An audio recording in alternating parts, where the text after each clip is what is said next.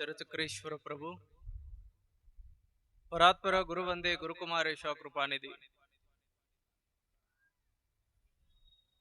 ಹಲವು ಮಾತೇನು ನೀನೊಲಿದು ಪಾದವನ್ನಿಟ್ಟ ನೆಲವೇ ಸುಕ್ಷೇತ್ರ ಜಲವೇ ಪಾವನ ತೀರ್ಥ ಸುಲಭ ಶ್ರೀ ಗುರುವೇ ಕೃಪೆಯಾಗು. ಪ್ರಾತಸ್ಮರಣೀಯರಾದ ಜಗದಾದಿ ಜಗದ್ಗುರು ರೇಣುಕಾದಿ ಪಂಚಾಚಾರ್ಯರನ್ನ, ವಿಶ್ವ ಮಾನವತಾವಾದಿ ವಿಶ್ವಗುರು ಬಸವೇಶ್ವರರನ್ನ, ಕಾರಣಿಕ ಯುಗಪುರುಷ ಹಾನಗಲ್ಲ ಗುರುಕುಮಾರ ಮಹಾಶಿವಯೋಗಿಗಳನ್ನ, ಆತನೀಯ ಮುರುಗೇಂದ್ರ ಶಿವಯೋಗಿಗಳನ್ನ, ಕೊಲ್ಹಾರ ಪಟ್ಟಣದ ಪಟ್ಟದೇವರ ಹಿರೇಮಠದ ಗುರು ಪರಂಪರೆಯನ್ನ, ಬೇಲೂರು ಸಂಸ್ಥಾನದ ಗುರು ಪರಂಪರೆಯನ್ನ ಮನದಲ್ಲಿ ಸ್ಮರಿಸಿಕೊಂಡು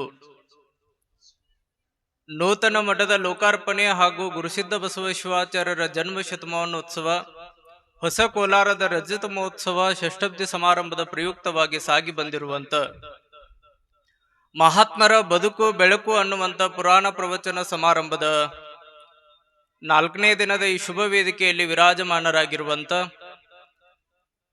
ನಮ್ಮ ಕೆಲಸದ ಜೊತೆಗೆ ಯಾವಾಗ್ಲೂ ಕೂಡ ಬೆನ್ನೆಲುಬು ಪರಮ ಪೂಜ್ಯರು, ನಾಡಿನ ಖ್ಯಾತ ಪ್ರವಚನಕಾರರಾಗಿ ಹೊರಹೊಮ್ಮಿರುವಂತ ದೇವರ ಹೆಪ್ಪರಿಗೆಯ ಜಡಿ ಮಠದ ಶ್ರೀ ಶಟಸ್ಥಳ ಬ್ರಹ್ಮ ಜಡಿಸಿದ್ದೇಶ್ವರ ಶಿವಾಚಾರ್ಯ ಶ್ರೀಗಳವರ ಶ್ರೀಚರಣಕ್ಕೆ ಅನಂತ ಕೋಟಿ ಪ್ರಣಾಮಗಳನ್ನು ಸಲ್ಲಿಸುತ್ತ, ಬಹಳಷ್ಟು ಅದ್ಭುತವಾಗಿ 4 ದಿನಗಳ ಪರ್ಯಂತರವಾಗಿ ನಮಗೆಲ್ಲ ಮನಮುಟ್ಟುವ ಹಾಗೆ ಮಹಾತ್ಮರ ಬದುಕು ಬೆಳಕು ಅನ್ನುವಂಥ ಪ್ರವಚನವನ್ನು ನೀಡಿರುವಂತ ಆತ್ಮೀಯರಾದ ಪೂಜ್ಯ ಶ್ರೀ ಸಂಗಮೇಶ್ವರ ದೇವರ ಶರಣುಗಳನ್ನ ಹೇಳ್ತಾ, ನಾಡಿನ ಖ್ಯಾತ ಸಂಗೀತಗಾರರಾಗಿರುವಂತ ನಾಗರಾಜ್ ಹುಗಾರ್ ಅವರಲ್ಲಿ, ತಬಲಾ ಮಾಂತ್ರಿಕರಾಗಿರುವಂತ ಸುರೇಶ್ ಹುಗಾರ್ ಅವರಲ್ಲಿ,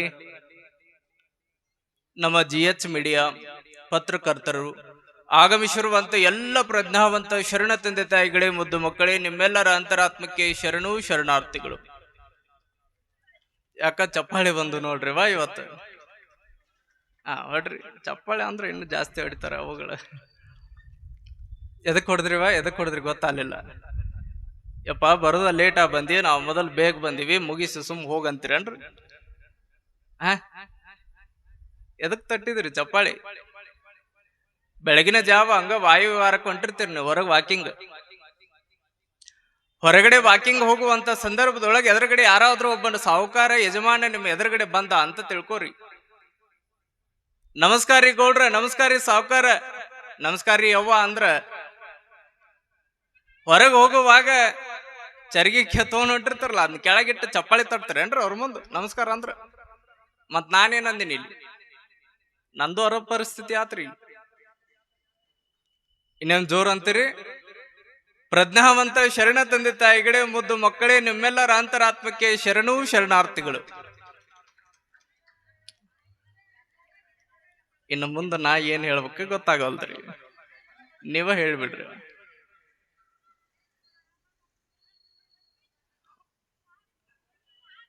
ನನಗೆ ಇವತ್ತು ಬಾಳ ಖುಷಿ ಆಗೈತ್ ನೋಡ್ರಿ. ಅಜ್ಜವ್ರು ಕೇಳಾಕತ್ತಿದ್ರು ಸಂಗಮೇಶ್ವರ ದೇವ್ರು, ಅಬ್ಬರ ಎಷ್ಟು ಖುಷಿ ಆಗೈತ್ರಿ ಅವ್ರಿಗೆ ಅಂದೆ. ನಾ ಹಂಡೆ ಹಾಲು ಕುಡ್ದಟ್ ಖುಷಿ ಆಗೈತ್ ನೋಡ್ರಿ ಅಂದೆ. ನಮ್ಮ ಆಡ ಭಾಷೆ ಒಳಗೆ ಬೆಳೆಸ್ತೀವಿ ನಾವು. ಯಾಕ ಖುಷಿ ಆಗೈತಂದ್ರ ಅಜ್ಜವ್ರ, ನಮ್ಮ ಕೋಲಾರ ಪಟ್ಟಣದೊಳಗ ನಮ್ಮ ಭಕ್ತರ ಏನು ನಾನು ಬರೇ ಹಿಂಗ ಹೋದ್ನಿ, ಬರೇ ಹಿಂಗ ಮನಿ ಹೋದ್ನಿ ಅಂದ್ರ ಇಲ್ಲಿವರೆಗೂ ಕೂಡ ಎಷ್ಟು ಮನಿಗಳನ್ನ ಅಡ್ಡಾಡಿನಿ, ನಮ್ಮ ಮಠಕ್ಕೆ ಎಷ್ಟು ಜನ ಬಂದಾರ. ಅಪ್ಪೋರ ನೀವೇನು ಕನಸಿಟ್ರಿ ಅದಕ್ಕಿಂತ 10 ಪಟ್ಟು ಜಾಸ್ತಿ ಮಾಡೋನೇ ವಿನಃ ಅದಕ್ಕಿಂತ ಕಡಿಮೆ ಮಾಡುವಂತ ಭಕ್ತರು ಯಾರು ಕೂಡ ನಮ್ಮ ಕೋಲಾರದೊಳಗೆ ಇಲ್ಲಿವರೆಗೂ ನನ್ನ ಮುಂದೆ ಮಾತಾಡೇ ಇಲ್ಲ. ಎಂತ ಭಕ್ತರು ಇರ್ಬೇಕ್ರಿ ನಮ್ಮ ಕೋಲಾರಕ್ಕೆ. ಅದಕ್ಕಾಗಿ ನನಗೆ ಬಹಳ ಖುಷಿ ಆಗೈತೆ. ನಾನು ಪ್ರತಿ ಮನೆಗೆ ಹೋದ್ರ ಪ್ರತಿ ಪಾಪ ರೈತರು ಪಾಪ ಜೀವನ ಮಾಡಿ ಕಷ್ಟಪಟ್ಟು ಜೀವನ ಸಾಗಿಸಿ ಜೀವನವನ್ನ ಸಾಗಿಸುವಂತ ಒಬ್ಬ ಮನುಷ್ಯ ಅಪರ ನಂದೊಂದು ಸೇವಾ ಆಗ್ಲಿ ಅಂತ 25,000 50,000 1 ಲಕ್ಷ ಅಪರ ನಂದೊಂದು ದಾಸೋಹ ಸೇವೆ ಆಗ್ಲಿ ಅಂತ 1 ಲಕ್ಷ ಕೊಡುವಂತ ಭಕ್ತರು ನಮ್ಮ ಕೋಲಾರದೊಳಗ ಅದಾರಲ್ಲ, ಇದಕ್ಕಿಂತ ದೊಡ್ಡದು ಏನ್ ಬೇಕ್ರಿ?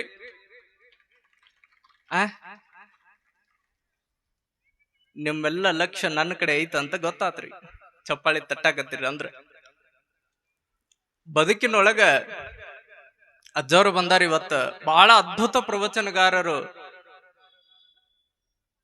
ಇವತ್ತು ಬಾಳೇನು ಮಾತಾಡಂಗಿಲ್ಲ, 2 ನಿಮಿಷದೊಳಗೆ ಹೇಳಿ ನನ್ನ ಮಾತುಗಳಿಗೆ ವಿರಾಮ ನೀಡ್ತೇನೆ. ನಮ್ಮ ಬದುಕಿನೊಳಗ ಬಾಳ ಜನ ಈ ಚಲೋ ಗಾಳಿ ಬೀಸತ್ ನೋಡ್ರಿ. ಬಾಳ ಚಲೋ ಗಾಳಿಗೆ ನಾವೇನಂತೀವಿ? ತಂಪಾದ ಗಾಳಿ ಅಂತೀವಿ. ಅದ ಸ್ವಲ್ಪ ಕೆಟ್ಟ ಗಾಳಿ ಬೀಸ್ತಂದ ಅದಕ್ಕೇನು ಉತ್ತರ ಕೊಡ್ತೀವ್ರಿ ನಾವು? ಬಿರುಗಾಳಿ ಬೀಸತ್ ನೋಡ್ರಿ ಅಂತ. ಬಾಳ ಚಲೋ ಗಾಳಿ ಬೀಸ್ತು ಅಂದ್ರೆ ಎಷ್ಟು ಚಲೋ ಐತ್ ನೋಡ್ರಿ, ತಂಪು ಗಾಳಿ ಬೀಸತ್ ಹೊರಗ್ ಕೊಡೋನು ಬರ್ರಿ ಅಂತೀರಿ ನೀವು. ಅದ್ರ ಜೊತೆಗೆ ನಾವು ಕೂಡ ಅಡ್ಡಾಡೋನು ಬರ್ರಿ ಅಂತೀವಿ. ಅದೇ ಬಿರುಗಾಳಿ ಬೀಸ್ತು ಅಂದ್ರೆ ಓಡಿ ಹೋಕ್ಕಿ ಒಳಗಡೆ ಕದಾ ಮುಚ್ಕೋತೀವಿ. ನಮ್ಮ ಬದುಕಿನೊಳಗ ಬಹಳ ಜನ ಈ ತಂಪು ಗಾಳಿ ಬಂದಂಗ ಬರ್ತಾರ, ಬಹಳ ಜನ ಈ ಬಿರುಗಾಳಿ ಬಂದಂಗ ಬರ್ತಾರ.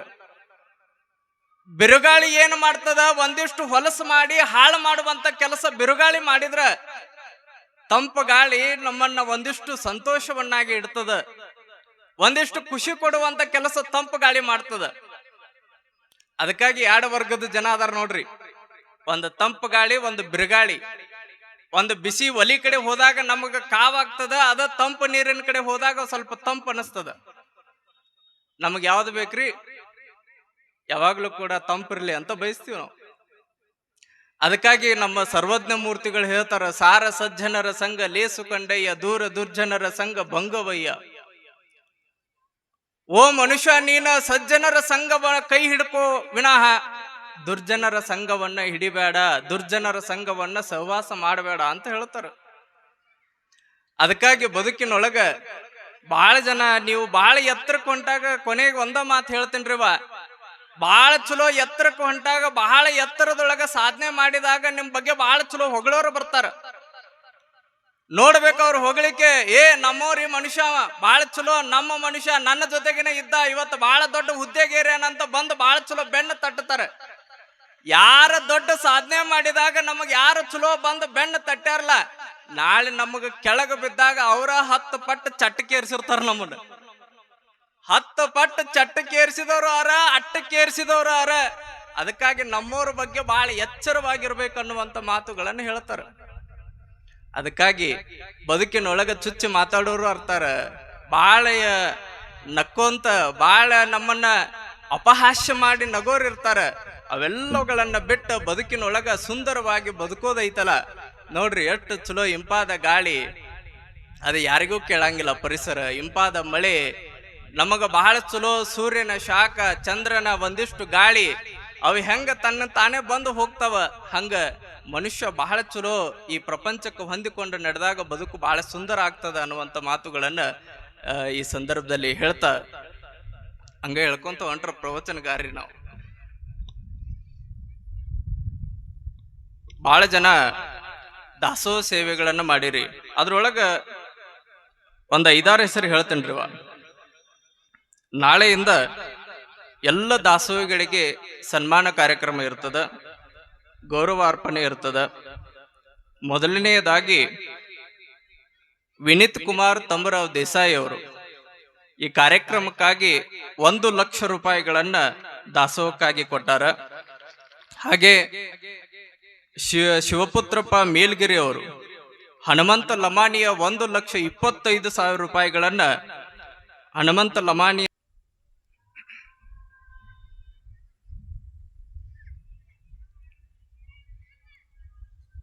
ಆರಾಧ್ಯ ಗುರುವರ್ಯರನ್ನ ಸ್ಮರಣೆ ಮಾಡಿಕೊಂಡು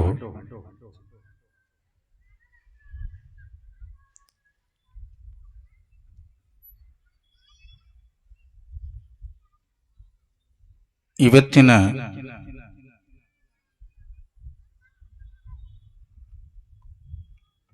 ಕೋಲಾರ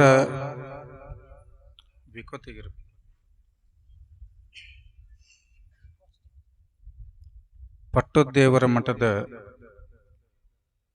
ಲೋಕಾರ್ಪಣೆ, ಜಗದ್ಗುರು ಮಹಾಸನ್ನಿಧಿಯವರ ಅಡ್ಡಪಲ್ಲಿಕೆ ಮಹೋತ್ಸವ, ಮಸರನ್ನಾಡೋತ್ಸವ, ಹೀಗೆ ಈ ಎಲ್ಲ ಕಾರ್ಯಕ್ರಮಗಳ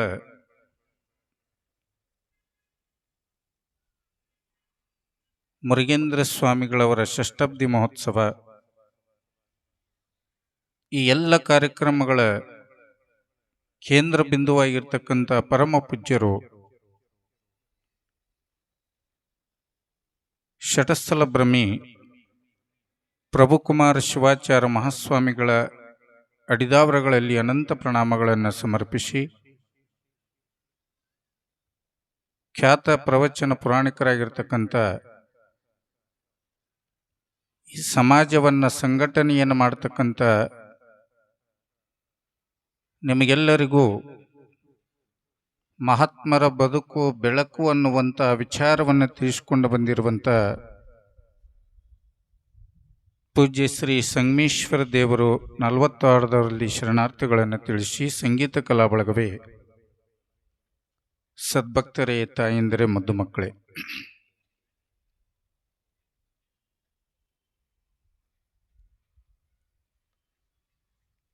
ಸಮಯ 9 ಗಂಟೆ ಆಗ್ಲಿಕ್ಕೆ ಬಂದದ್ದು.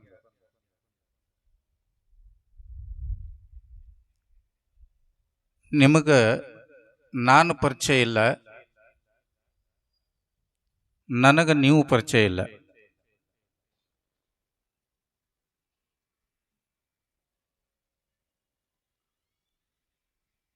ಇಷ್ಟೇ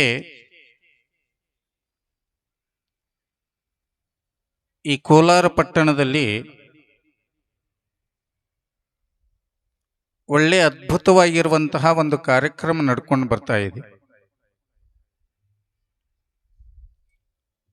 ಅದರಲ್ಲಿ ಇವತ್ತಿನ ವಿಷಯವನ್ನ ನಮ್ಮ ಸಂಗಮೇಶ್ವರ ಪೂಜ್ಯರು ಬಹಳಷ್ಟು ವಿಷಯವನ್ನ ನಿಮಗೆಲ್ಲರಿಗೂ ತಿಳಿಸ್ಕೊಂಡು ಬಂದರು. ಅದು ಎಷ್ಟರ ಮಟ್ಟಿಗೆ ನೀವು ತಿಳ್ಕೊಂಡಿರಿ ಅನ್ನೋದು ನನಗೆ ಗೊತ್ತಿಲ್ಲ. ಪ್ರಾರಂಭದಲ್ಲಿ ಒಂದು ವಿಚಾರವನ್ನು ಕೊಟ್ಟರು ಅವರು. ಈ ಜಗತ್ತು 2 ವಿಷಯಗಳನ್ನು ನಾವು ತಿಳ್ಕೋಬೇಕಾಗ್ತದೆ.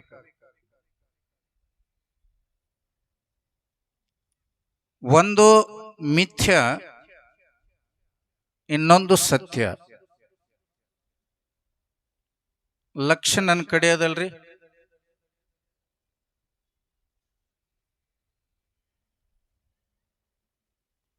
ಜಗತ್ತಿನಲ್ಲಿ 2 ವಿಷಯಗಳನ್ನು ನಾವು ತಿಳ್ಕೋಬೇಕಾಗ್ತದೆ. ಒಂದು ಮಿಥ್ಯ, ಇನ್ನೊಂದು ಸತ್ಯ. ಯಾವುದಕ್ಕ ಮಿಥ್ಯ ಅಂತ ಕರಿತೀವಿ, ಯಾವುದಕ್ಕ ಸತ್ಯ ಅಂತ ಕರಿತೀವಿ.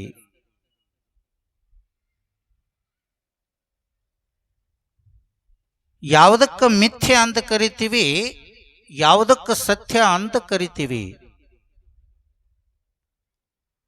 ಪ್ರಪಂಚ ಅನ್ನುವಂತಹದ್ದು ಮಿಥ್ಯ.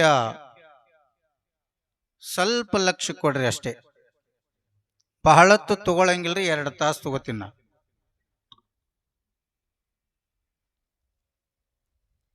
ಪ್ರಪಂಚ ಅನ್ನುವಂತಹದ್ದು ಮಿಥ್ಯ, ಪಾರಮಾರ್ಥ ಅನ್ನುವಂತಹದ್ದು ಸತ್ಯ. ವಸ್ತು ಅನ್ನುವಂತಹದ್ದು ಮಿಥ್ಯ, ಭಗವಂತ ಅನ್ನುವಂತಹದ್ದು ಸತ್ಯ ರೀ. ಈ ಅಂಗ ಅನ್ನುವಂತಹದ್ದು ಮಿಥ್ಯ, ಲಿಂಗ ಅನ್ನುವಂತಹದ್ದು ಸತ್ಯ ಅನ್ನುವಂತಹ ಮಾತನ್ನು ನೀವೆಲ್ಲರೂ ಮನಸ್ಸಿನೊಳಗೆ ಇಟ್ಕೋಬೇಕಾಗ್ತದೆ. ಪ್ರಾರಂಭದಲ್ಲಿ ತಿಳಿಸಿದ್ರು ಅವರು. ಯಾವ ವಿಷಯವನ್ನು ತಿಳಿಸಿದ್ರು ಅಂತಂದ್ರೆ, ಒಂದು ಅಂಗ, ಒಂದು ಲಿಂಗದ ಬಗ್ಗೆ ತಿಳಿಸಿದ್ರು ಅವರು. ಇಲ್ಲಿವರೆಗೆ ನಿಮ್ಗೆ ವಿಷಯ ತಿಳಿಸಿದ ಯಾವುದು ಮಿಥ್ಯೆ ಯಾವುದು ಸತ್ಯ ಅನ್ನುವಂತಹದ್ದು ಇವತ್ತು ನಾವೆಲ್ಲರೂ ಅರ್ಥವನ್ನ ಮಾಡ್ಕೋಬೇಕಾಗಿದೆ. ಏನಂತ ಸಿದ್ಧಾಂತ ಶಿಖಾಮಣಿ ಒಳಗ ಒಂದು ವಿಚಾರ ಬರ್ತದ್ರಿ. ಏನಂತ, ಹಿರಣ್ಮಯೇನ ಪಾತ್ರೇಣ ಸತ್ಯಾಪಸಹಿತಂ ಮುಖಂ. ಅದ್ಭುತ ವಿಚಾರ ರೀ. ಹಿರಣ್ಮಯೇನ ಪಾತ್ರೇಣ ಸತ್ಯಾಪಸಹಿತಂ ಮುಖಂ. ಇವತ್ತ ಒಂದು ಗಡಿಗೆ ಒಳಗ ಸತ್ಯ ಅನ್ನುವಂತಹ ವಸ್ತುವನ್ನಿಟ್ವಿ. ಒಂದು ಗಡಿಗೆ ಒಳಗ ಸತ್ಯ ಅನ್ನುವಂತಹ ವಸ್ತುವನ್ನಿಟ್ವಿ. ಆ ಸತ್ಯದ ವಸ್ತುವನ್ನ ಆ ಗಡಿಗೆ ಮೇಲೆ ಬಂಗಾರದ ಮುಚ್ಚಳವನ್ನ ಮುಚ್ಚಿಬಿಟ್ಟಿವಿರಿ. ಮನುಷ್ಯ ಏನು ಮಾಡಿದ್ನು ಅಂತಂದ್ರ ಗಡಿಗೆ ಒಳಗಿರುವಂತಹ ಸತ್ಯವನ್ನು ಹಿಡಿಯಲಿಕ್ಕೆ ಹೋಗಿ ಮಿಥ್ಯೆ ಆಗಿರುವಂತಹ ಬಂಗಾರದ ಮುಚ್ಚಳಕ್ಕೆ ಆಸೆ ಪಟ್ಟರಿ. ಸತ್ಯವನ್ನ ಬಿಟ್ಟುಬಿಟ್ಟ. ಗಡಿಗೆ ಮೇಲೆ ಏನು ಬಂಗಾರದ ಮುಚ್ಚಳ ಇತ್ತಲ್ಲ ಅದನ್ನು ಹಿಡ್ಕೊಂಡು ಬಿಟ್ಟಾರಿ ಅವ. ಇವತ್ತು ನಾವು ನೀವೆಲ್ಲ ತಿಳ್ಕೊಳ್ಬೇಕಾಗ್ಯದ.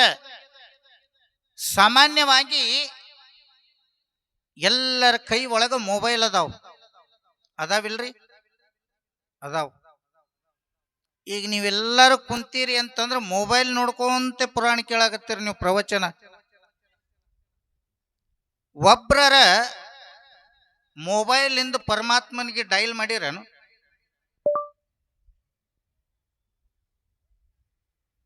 ಒಬ್ರರ ದೇವರಿಗೆ ಮೊಬೈಲ್ ಇಂದ ಡೈಲ್ ಮಾಡಿರಿ? ಹ್ಞೂರನ್ರಿ ಇಲ್ಲರನ್ರಿ? ಹೋಲಿ ಮಿಸ್ ಕಾಲ್ ಕೊಟ್ಟಿರೇನು? ಹೋಗ್ಲಿ ಫೇಸ್ಬುಕ್ನಾಗರ ಕಳಿಸಿರೇನು? ಹೋಗ್ಲಿ ವಾಟ್ಸಪ್ಪರ ಕಳಿಸಿರೇನು? ಹೋಗ್ಲಿ ಇನ್ಸ್ಟಾಗ್ರಾಮರ ಕಳಿಸಿರೇನು?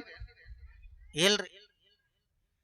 ದೇವರಿಗೆ ಡೈಲ್ ಮಾಡಕ್ಕೂ ಬರಂಗಿಲ್ಲ, ದೇವರಿಗೆ ಮೆಸೇಜ್ ಮಾಡಕ್ಕೂ ಬರೋದಿಲ್ಲ, ದೇವರಿಗೆ ವಾಟ್ಸಪ್ ಮಾಡಕ್ ಬರಂಗಿಲ್ಲ, ಫೇಸ್ಬುಕ್ ಮಾಡಕ್ ಬರಂಗಿಲ್ಲ, ಇನ್ಸ್ಟಾಗ್ರಾಮ್ ಮಾಡಕ್ ಬರೋದಿಲ್ಲ. ಪರಮಾತ್ಮ ಒಂದಿನ ನಮಗೆ ಡೈಲ್ ಮಾಡಿಬಿಡ್ತಾನ್ರಿ. ಅವನೇ ನಮಗೆ ಡೈಲ್ ಮಾಡಿಬಿಡ್ತಾನ, ಮುಗಿತ್ ನಡಿಯತ್ತೇಳಿ. ಇಲ್ಲಿ ನಾವು ನೀವೆಲ್ಲ ತಿಳ್ಕೊಳ್ಬೇಕಾಗ್ಯದ. ಮಿಥ್ಯಾ ವಸ್ತುವಿನ ಜೊತೆಗೆ ನಾವು ಬಹಳಷ್ಟು ಬೆನ್ನು ಹತ್ತುಕೊಂಡು ಹೊಂಟಿವಿ. ಮಿಥ್ಯಾ ವಸ್ತುವಿನ ಜೊತೆಗೆ ನಾವು ಬಹಳಷ್ಟು ಬೆನ್ನು ಹತ್ತುಕೊಂಡು ಹೊಂಟಿವಿ ಹೊರತು ಸತ್ಯ ವಸ್ತುವಿನ ಕಡೆ ಹೋಗ್ತಾ ಇಲ್ರಿ. ಇವತ್ತು ಸಾಮಾನ್ಯವಾಗಿ ನಾವು ದೇವರಿಗೆ ನಡ್ಕೊಂಡು ಹೋಗ್ತೀವಿ. ಎಷ್ಟೋ ಜನ ನೋಡ್ಬೇಕ್ರಿ, ಈ ಕಡೆದಲ್ರಿ ನಮ್ಮ ಕಡೆ ಬಾಳ್ರಿ. ನಿಮಗೆ ಹೇಳ್ಬೇಕಂದ್ರೆ ವಿಚಿತ್ರ ಅನಿಸ್ತದ. ದೇವರಿಗೆ ನೇವಿದೆ ಹಿಡಿತೀರಿ, ಎಷ್ಟು ಚಂದ ಹಿಡಿತೀರಿ ಗೊತ್ತದಲ್ಲ ನಿಮ್ಗೆ. ನೇವಿದೆ ಹಿಡಿತಾರ ನೋಡ್ಬೇಕ್ರಿ. ದೇವರಿಗೆ ಇಟೀಟ ಹೋಳಿಗೆ, ತಮಗೆ ಹಿಂತಿಂತ ಹೋಳಿಗಿರಿ. ದೇವರಿಗೆ ಇಟೀಟ ಹೋಳಿಗೆ ಅವ ತಿನ್ನಂಗಿಲ್ಲ ನೋಡ್ರಿ. ಅಕಸ್ಮಾತ್ ಏನಾದ್ರೂ ದೇವ್ರು ತಿಂತಿದ್ನು ಅಂತಂದ್ರ ಕಾಯಿನೂ ಹೊಡಿತಿದ್ದಿಲ್ಲ, ನೀವು ಕರ್ಪೂರನು ಹಚ್ತಿದ್ದಿಲ್ಲ. ತಿನ್ನೋ ದೇವರಿಗೆ ನೇವದೆ ಹಿಡಿಯಂಗಿಲ್ಲ, ನೀವು ತಿನ್ಲಾರ ದೇವರಿಗೆ ನೇವದೆ ಹಿಡಿತೀರಿ. ಇವತ್ತು ನಾವು ನೀವೆಲ್ಲ ತಿಳ್ಕೊಳ್ಬೇಕಾಗ್ಯದ. ಈ ಪ್ರಪಂಚದೊಳಗೆ ನಮ್ಮ ಜೀವನ ಇಷ್ಟೇ ಅದಂತ ತಿಳ್ಕೊಬೇಕ್ರಿ. ನಮ್ಮ ಬದುಕು ಇಷ್ಟೇ ಅದಂತ ತಿಳ್ಕೊಬೇಕು. ನಾವು ನೀವೆಲ್ಲ ಅನ್ಕೊಂಡಿರ್ಬೋದು ಏನಂತ, ಇವತ್ತು ನಾವು ಗಳಿಸಿರುವಂತಹ ಸಂಪತ್ತು ಶಾಶ್ವತ ಅದ ಅಂತ ತಿಳ್ಕೊಂಡಿರ್ಬೋದು ನೀವು. ಅದು ಶಾಶ್ವತ ಅಲ್ರಿ. ನಿಮ್ಮ ಹಿಂದೆ ಯಾವುದು ಬರ್ತದ ಅಂತಂದ್ರೆ, ಇವತ್ತು ಸಾಮಾನ್ಯವಾಗಿ ನೀವು ಹೋಗ್ತೀರಿ ಮಣ್ಣು ಕೊಡು ಹೊತ್ತಿನೊಳಗೆ ನೋಡಿರಿ, ಮಣ್ಣು ಹುಳು ಹೊತ್ತಿನೊಳಗೆ ಏನ್ ಇಡ್ತಾರಿ? ಅವ ಏನ್ ಇಡ್ತಾರಿ? ಎಲ್ಲಾನು ಕಸ್ಕೋತಾರ. ಏನ್ ಬೇಕೆಲ್ಲಾನು ಕಸ್ಕೋತಾರ. ಆದ್ರೆ ಕೊನೆಯದಾಗಿರುವಂತಹ ಲಿಂಗ ಏನದಲ್ಲ, ಅದು ಒಂದು ಮಾತ್ರ ರಟ್ಟಿಗೆ ಕಟ್ತಾರಿ, ಇಲ್ಲ ಕೊಳ್ಳಾಗ ಕಟ್ತಾರಿ.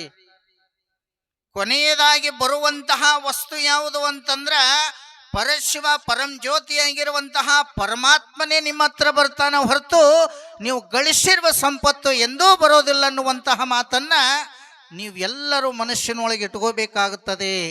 ಈ ವಿಷಯವನ್ನ ನಮ್ಮ ಸಂಗಮೇಶ್ವರ ಪೂಜ್ಯರು ತಿಳಿಸಿದ್ರು. ಏನಂತ, ಯಾರ ಕೊಳ್ಳ ಒಳಗ ಲಿಂಗ ಎಲ್ಲ ಕೈ ಎತ್ತರಿ ಅಂದ್ರಿ. ನಾ ಬರುವತ್ನೇ ನೋಡಿದೆ, ಅದು ಅಂತೂ ಡಬ್ಬ್ಯಾಗ ಹೋಗಿರ್ತದ್ರಿ. ಎಷ್ಟೋ ಜನ ಅಂತಾರ ರಾತ್ರಿ ಮಕ್ಕೊಂಡಾಗ ಚುಚ್ಚತದತ್ರಿ, ರಾತ್ರಿ ಮಕ್ಕೊಂಡಾಗ ಲಿಂಗಪ್ಪ ಚುಚ್ಚತದಂತ್ರಿ. ಒಂದಿನ ಅವನೇ ಚುಚ್ಚಿ ಬಿಡ್ತಾನ ನಿಮ್ಗೆ.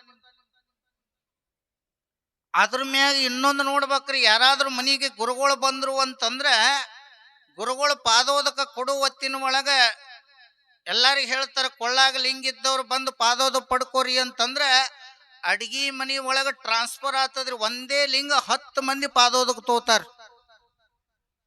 ಅದು ಕರ್ಗದ ನೋಡ್ರಿ, ಮತ್ತೆ ಅದು ಕಲರ್ ಚೇಂಜ್ ಆಗಿದ್ರೆ ಗೊತ್ತಾಗ್ತಿತ್ತು. ಇವತ್ತು ನಾವು ತಿಳ್ಕೊಳ್ಬೇಕಾಗಿರುವಂತಹ ಮಾತು ಇಷ್ಟೇ ಅದ. ಇವತ್ತು ಅನೇಕ ಮಹಾತ್ಮರು, ಸಂತರು, ಶರಣರು, ಯೋಗಿ ಪುರುಷರಾಗಿರ್ತಕ್ಕಂಥವರು ಈ ಪ್ರಪಂಚದೊಳಗೆ ಹೆಂಗ ಬದುಕಿದ್ರು ಅಂತಂದ್ರ, ಇವತ್ತು ಸಾಮಾನ್ಯವಾಗಿ ನೀವು ತಿಳ್ಕೊಳ್ಬೇಕಾಗ್ಯದ ಅಕ್ಕ ಮಹಾದೇವಿ ಆಗಿರ್ತಕ್ಕಂಥ ಮಹಾ ತಾಯಿ ಈ ಪ್ರಪಂಚದೊಳಗ ಗಂಡ ಅಂತ ಯಾರು ತಿಳ್ಕೊಂಡ್ರು ಅಂತಂದ್ರ ಶ್ರೀಶೈಲ ಚನ್ನಮಲ್ಲಿಕಾರ್ಜುನನೇ ಗಂಡ ಅನ್ಕೊಂಡ್ರು ಹೊರತು ಮತ್ ಯಾರನ್ನು ಗಂಡ ಅನ್ಕೊಳ್ಳಿಲ್ರಿ. ಆ ಬದುಕಂತೂ ನಮಗ ಮಾಡಕ್ಕಾಗಂಗಿಲ್ಲ. ಆತದನ್ರಿ, ಆಗ್ಲಿಕ್ಕೆ ಸಾಧ್ಯವಿಲ್ಲ. ನಿಮಗ ಕೊನೆಗೆ ಬರುವಂತಹ ವಸ್ತು ಆ ಲಿಂಗನೇ ಅನ್ನುವಂತಹ ಮಾತನ್ನ ನೀವೆಲ್ಲರೂ ತಿಳ್ಕೋಬೇಕನ್ನುವಂತಹ ಮಾತನ್ನ ಈ ಸಮಯದಲ್ಲಿ ವ್ಯಕ್ತಪಡಿಸ್ತಾ ಅದರ ಜೊತೆಗೆ ಇನ್ನೊಂದು ಕಾಯಕದ ವಿಚಾರ ತಿಳಿಸಿದ್ರು.